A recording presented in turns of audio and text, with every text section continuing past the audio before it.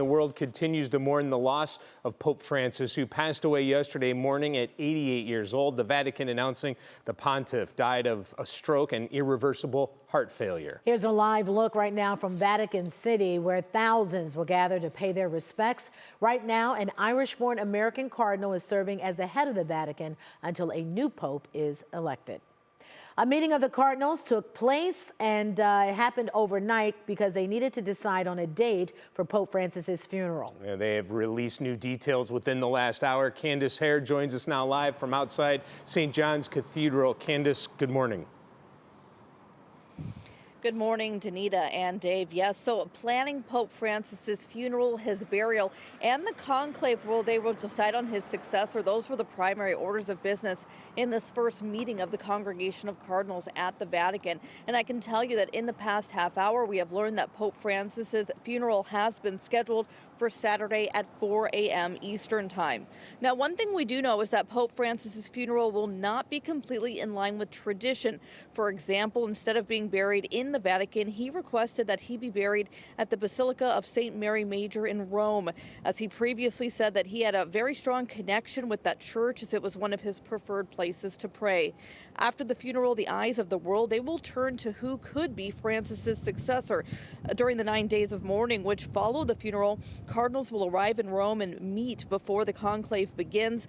But once the conclave is underway, cardinals will vote in secret sessions. It takes 2/3 of the votes to be elected the next pope.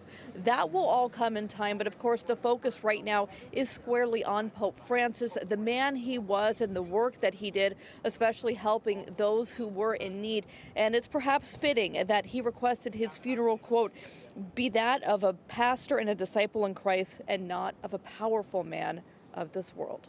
Back to you. All right, Candace here reporting live for us this morning. Candace, thank you.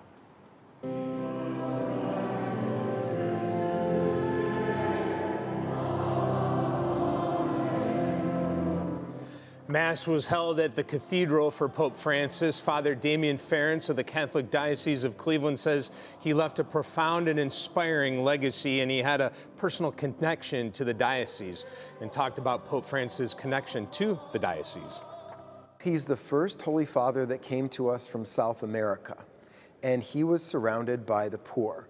So if you paid attention, he had a very special interest and love for the poor and those on the margins of society. It was the Pope who named Bishop Milesic bishop. It was the Pope who named Bishop Woost bishop.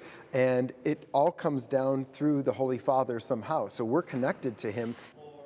The Cathedral of St. John the Evangelist says special prayers will be said throughout the week, and they welcome people to come and pray. We will have continuing coverage of the Pope's death and the weeks ahead, both on air and online at WKYC.com.